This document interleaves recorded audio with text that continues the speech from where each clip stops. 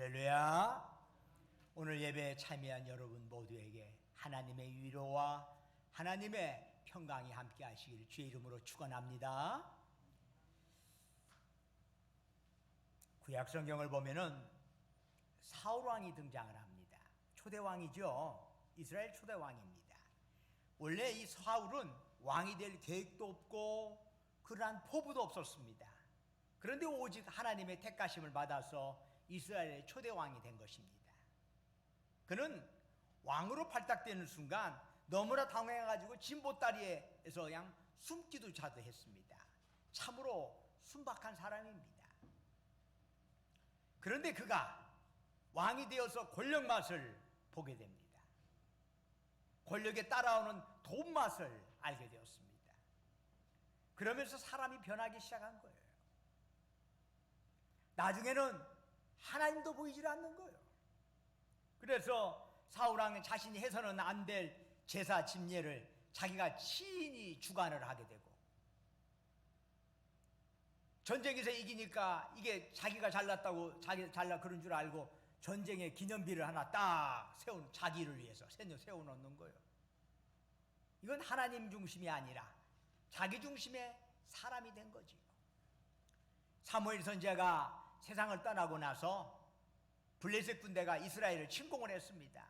그동안 그래도 사무엘 선지자를 의지하면서 사울 왕이 버텼는데 사무엘 선지자가 없고 나니까 너무 불안한 거예요.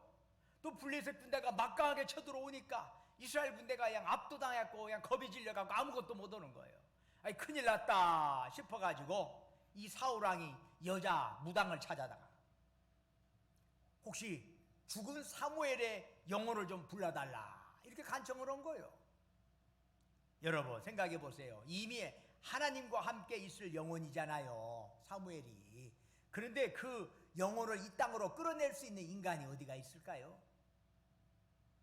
종종 인간이 끌어내서 마치 죽은 사람이 살아나는 것처럼 하게 된다는 건다면 인간의 무지를 이용해서 인간을 파멸시키는 저 거짓 영으로 밖에 볼 수가 없습니다.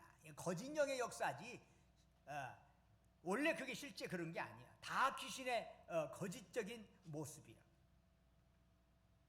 결국 사울왕은 사무엘로 위장한 거짓 영의 저주를 받고 끝내 그는 파멸에 이르게 되는 것입니다. 그런데 사무엘상 28장 8절을 보면은 바로 그러한 일이 밤중에 일어났다 이렇게 보고하고 있습니다. 밤중에.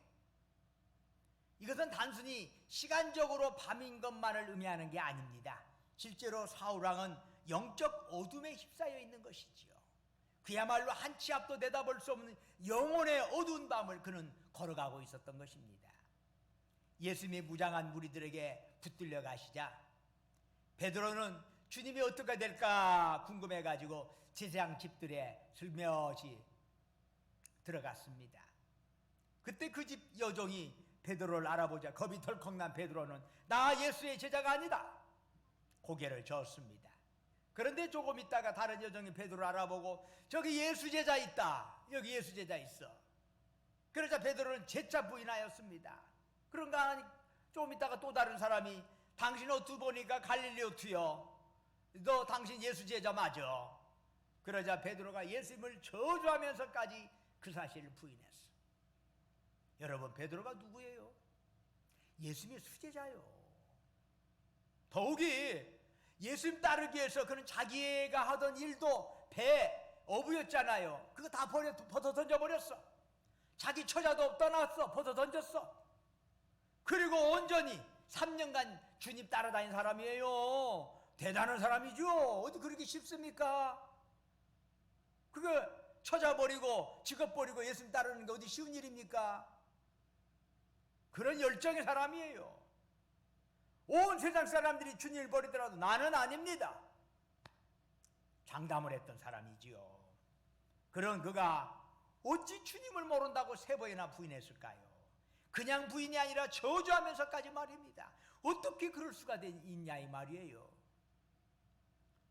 성경은 그때도 칠흑 같은 밤이었다고 증거하고 있습니다. 베드로 역시 영혼의 어둠 속에서 길을 잃은 것입니다. 영적 어둠은 이처럼 하나님과 자신을 한꺼번에 상실케 합니다. 우리가 영혼의 밤을 경계해야 하는 이유가 바로 여기에 있는 것입니다. 예수님은 죽음을 목전에 두면서 무슨 일을 하셨지요? 먼저 제자들의 발을 씻겨주셨습니다. 그러시면서 주를 따른 자들이 어떤 삶을 살아야 하는가 하는 것을 본을 보여주셨습니다. 그리고 나서 주님은 요한복음 13장 18절 하반부에서 이런 말씀을 하시네요. 내 떡을 먹는 자가 내게 발꿈치를 들었다 한 성경을 응하게 하려는 것이니라. 내 떡을 먹는 자가 내 발꿈치를 들었다. 이 구절은 예수님께서 시편 41편 9절의 말씀을 인용한 겁니다. 여기서 내 떡을 먹는 자란 나와 매우 가까이 있는 사람을 의미합니다. 그런 자가 내 발꿈치를 들었다. 이것은 발꿈치를 들었다는 것은 배신에 관련된 히브리적 표현입니다. 관용구적인 표현이에요. 배신에 대해서.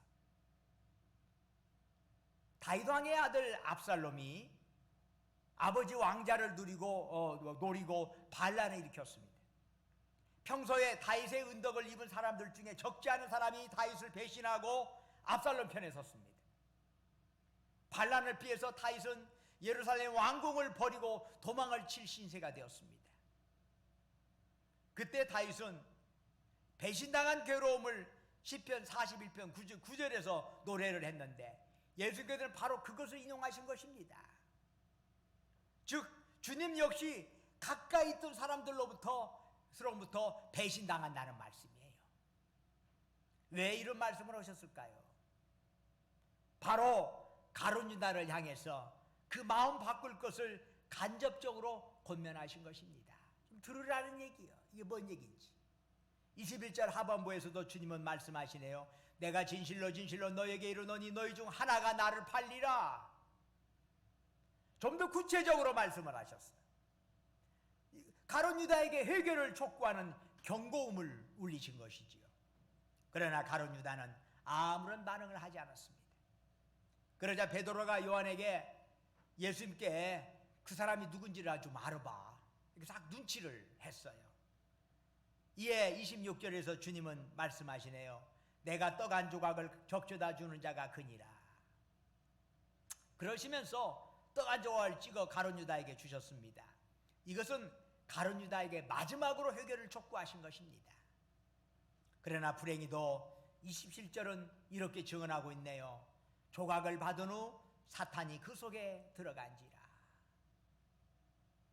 이 말씀은 예수님이 떡 조각을 주셨기 때문에 사탄이 가룟 유다에게 들어갔다는 의미가 아닙니다.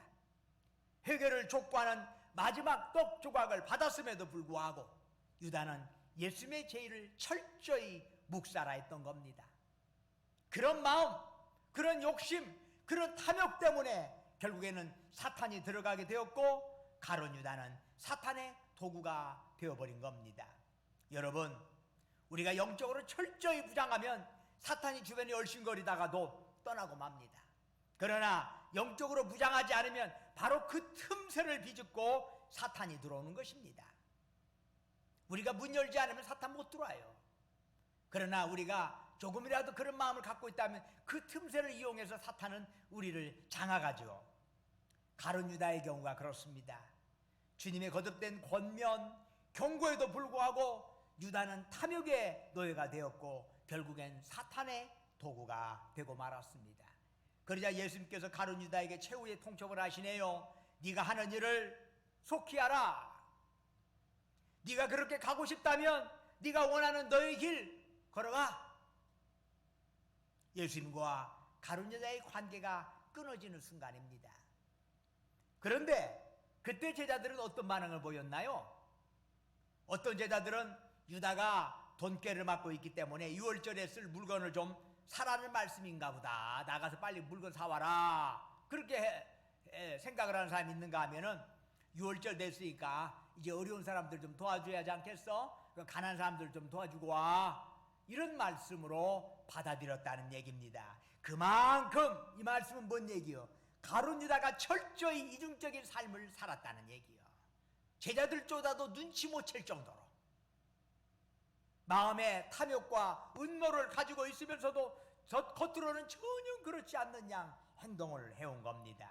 그런데 성경은 가룟 유다가 예수님과 제자들을 떠나 밖으로 나간 것에 대해서 30절에서 이렇게 기록합니다.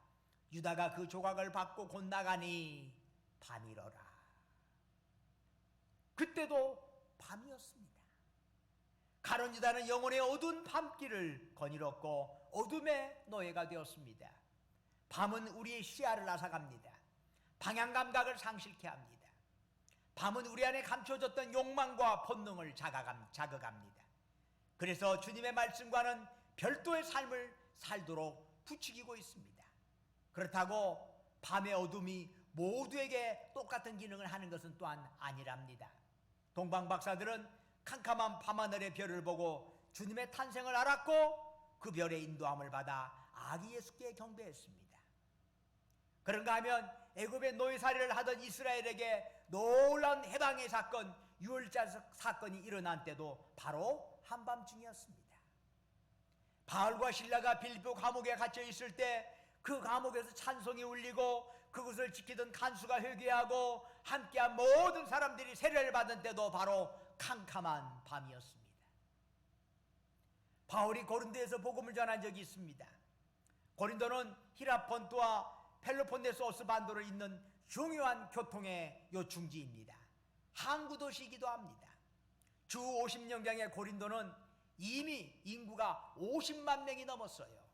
여러분 2000년 전에 50만 명이 넘는 도시라면 어마어마하게 큰 대도시입니다. 국제적인 대도시요. 그 안에 다양한 학문과 예술이 성행을 했어요. 물질적으로 크게 번영을 했습니다. 그런데 그만큼 그곳엔 각종 우상 숭배가 판을 쳤습니다. 고린도 남부에 고린도산이라고 하는 바위산이 있는데 그 중앙에는 미의 여신인 아프로디테의 신전이 있습니다. 전성기에는 그곳에 1000명이 넘는 여사제들이 있었다고 합니다. 그런 도시에 들어가서 오직 예수님을 믿어야 한다. 다른 신은 아니다. 이런 형태의 복음을 바울이 전하였던 거지요. 그러니 박해와 회방은 눈에 보듯 뻔합니다. 그 당시에 그 안에 있는 고린도교 대부분의 도시들은 이런 신도 좋고 저런 신도 좋고 필요하면 저런 신도 좋고 그거 다 좋은 거지 뭐 하면서 이른바 만신전 예배를 드렸어요. 필요에 따라서 그냥 아무 신한테 예배를 드리면 되는 거예요. 그런데 아니야, 하나님은 한 분이야, 이런 주장한 형태는 박해를 받을 각오를 할 수밖에 없는 거지요. 바로 그때 사도행전 18장 9절 이하는 이렇게 증언하고 있습니다.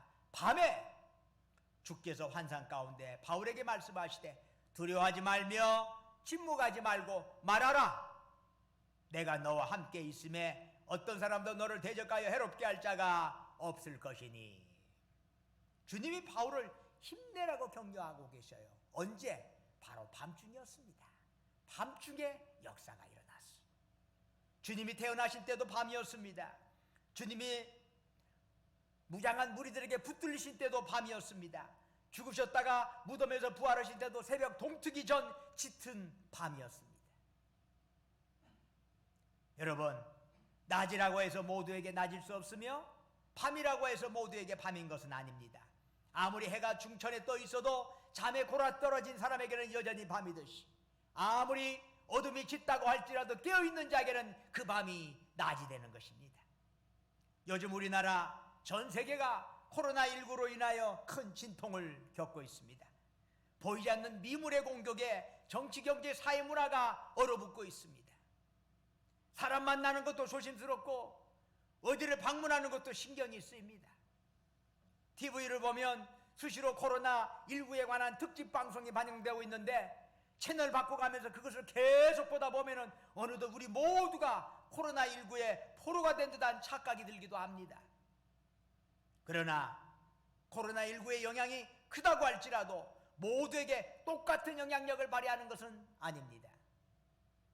욥은 정말 힘든 세월을 살았습니다. 평생 모은 재산이 하루아침에 다 날아갔습니다. 애지중지 키운 자식 10남매가 집이 무너져서 잔치집에서 집 무너져가지고 일시에 다 죽임을 당했습니다. 욥의 몸은 악창이 나서 이거 도저히 사람 사는 꼴이 아니었습니다. 그런 절망적인 상황에서 엘리야는 욥기 35장 10절에서 이렇게 고백합니다. 나를 지으신 하나님은 어디 계시냐고 하며 밤에 노래를 주시는 자가 어디 계시냐고 말하는 자가 없구나.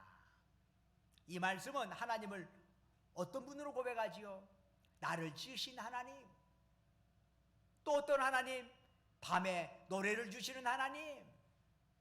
여러분, 밤에 부르는 노래는 낮에 부르는 노래와는 사뭇 다릅니다. 아름다운 꽃, 좋은 풍광에 취할 때면 저절로 흥얼거리며 노래가 나오지요. 그러나 아무것도 없는 황량한 사막에서 물 한 방울조차 갈급한 때는 노래가 나올 수가 없습니다. 그런데 도저히 노래할 수 없어 보이는 그 상황에서 하나님은 우리로 하여금 노래를 부르게 하신다는 것입니다.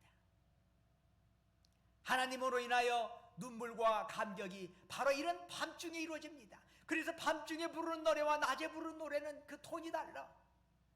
그 노래의 패턴이 달라. 그야말로 밤중에 부르는 노래는 저 가슴, 아니 저 밑에 복심, 그 밑에서부터 올라오는 노래일 수밖에 없는 것이요. 애곡간장을 끌어내는 노래일 수밖에 없는 것이요. 여러분, 하나님께서는 그의 자녀들이 어두운 관문을 통과하게 하십니다. 그러면서 또한 찬송을 부를 수 있는 여건을 마련해 놓으시기도 한답니다. 어떻게 해요? 바로 우리 심령에 성령을 부어주셔서 우리로 하여금 깊은 밤에 노래하게 하십니다. 우리 안에 성령이 계시면 어두운 밤이 와도 우리는 성령의 도움으로 노래할 수 있습니다. 그래서 십자가를 지시기 위하여 골고다를 향하시던 예수님도 빌립보 감옥에서 매를 맞고 옥에 갇힌 바울과 실라도 찬양할 수가 있었던 것입니다. 우리는 종종 평안할 때면 하나님을 잊어버리고 살아갑니다. 부모가 어린아이에게 선물을 사다 주면 어린이는 그 선물에 호들갑을 떨고 좋아하면서 감사합니다 절합니다. 그리고는 언제? 곧 그 선물에 정신이 팔립니다. 부모는 안중에도 없습니다. 마찬가지로 하나님으로부터 이것저것 복을 받게 되면 나중에는 복을 주신 하나님은 잊어버리고 받은 복에만 정신이 팔리고 그거 어떻게 누리느냐에 모든 초점이 맞춰지게 됩니다. 그런데 어느 날 어린아이가 그렇게 좋아하던 선물을 잃어버리고 말았습니다. 그때서야 아이는 선물에 대한 필요 때문에 다시금 부모를 바라보게 됩니다. 우리 역시 하나님께서 주신 것을 잃어버려야 하나님을 찾게 됩니다. 드디어 밤에 하나님을 만나게 되는 거지요. 그래서 밤에 부르는 노래의 주제는 하나님일 수밖에 없습니다. 밤의 고요함, 밤이기 때문에 더 먼 곳까지 시야가 가는 상황에서 비로소 우리는 하나님의 전능하심, 하나님의 지혜로우심의 앞에 무릎을 꿇고 찬양을 드릴 수밖에 없는 것입니다. 비록 내가 할 수 있는 일이 특별히 없다고 할지라도 하나님 그분이 내 곁에 계시는 것만으로도 만족하는 밤의 노래를 우리는 부르게 될 줄로 믿습니다. 다윗은 건강의 위기를 만나 죽게 될지도 모른다는 두려움에 떨고 있었습니다. 그 상황에서 다윗은 시편 30편 4절 이하에서 이런 노래를 부릅니다. 주의 성도들아 여호와를 찬송하며 그의 거룩함을 기억하며 감사하라. 그의 노여움은 잠깐이요 그의 은총은 평생이로다. 저녁에는 울음이 깃들지라도 아침에는 기쁨이 오리로다. 이 노래의 주제는 아침의 기쁨입니다. 오늘 저녁에는 슬픔이 가득했지만 내일 아침에는 반드시 기쁨이 온다는 소망의 노래입니다. 따라서 지금 우리가 처해 있는 상황이 어떠하든지 낙심하지 않기를 주의 이름으로 축원합니다. 왜냐하면 밤은 반드시 밝아 아침이 되기 때문입니다. 사랑하는 여러분, 인생의 밤이 왔을 때 여러분이 찬송할 수 있기를 주의 이름으로 축원합니다. 경제적으로 막막합니까? 건강에 적신호가 떨어져 당혹스럽습니까? 바로 그때 조용히 홀로 나와 밤의 노래를 부르십시오. 모든 것 떨쳐버리고 하나님을 안으십시오. 하나님께서 오늘의 모든 고통, 눈물을 다 제거하시고 찬란한 아침 햇살을 여러분에게 안겨주실 줄로 믿습니다. 하늘을 별을 보는 자에게는 밤은 더 이상 밤이 아닙니다. 등대를 보는 자에게 어둠은 더 이상 어둠이 아닙니다. 눈을 들어 하나님을 보는 자는 영혼의 밤에 갇히지 않습니다. 기도하는 자에게, 성령의 도움을 구하는 자에게 어둠은 더 이상 어둠일 수 없는 것입니다. 여러분, 인생의 밤중에 누가 우리로 하여금 노래하게 하신다고요? 하나님이십니다. 밤을 새벽으로 변케 하시고 밤의 눈물을 아침의 환희로 변화시키는 하나님의 영이 우리를 노래하게 하시는 겁니다. 우리의 힘이나 세상만 바라보면 밤의 무게에 눌려서 우리는 쓰러질 수밖에 없습니다. 그러나 우리가 하나님 바라볼 때 주님은 다시 우리를 일으켜 주시고 노래를 부르게 하실 것입니다. 그렇다면 우리도 한번 노래를 불러볼까요? 자, 시편 91편 2절에서 6절까지의 말씀을 한번 찾아보겠습니다. 자, 방송실 한번 켜주세요. 자, 여러분, 지금 코로나19잖아요. 19를 거꾸로 바꿨더니 91편이에요. 자, 시편 91편 거꾸로 바꿔서 뒤집어지라고. 자, 91편 2절부터 6절까지 한번 읽어본. 앞에 화면에도 떴네요. 한번 같이 함께 저와 여러분이 합독으로 읽어보도록 하겠습니다. 시작. 나는 여호와를 향하여 말하기를 그는 나의 피난처요 나의 요새요 내가 의뢰하는 하나님이라 하리니 이는 그가 너를 새 사냥꾼의 올무에서와 심한 전염병에서 건지실 것이미로다.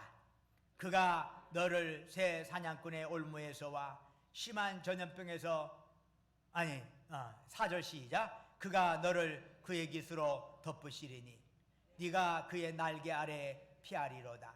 그의 진실함은 방패와 손방패가 되시나니 5절. 너는 밤에 찾아오는 공포와 낮에 날아드는 화살과 어둘 때 퍼지는 전염병과 밝을 때 닥쳐오는 재앙을 두려워하지 아니하리로다. 할렐루야. 기도하겠습니다.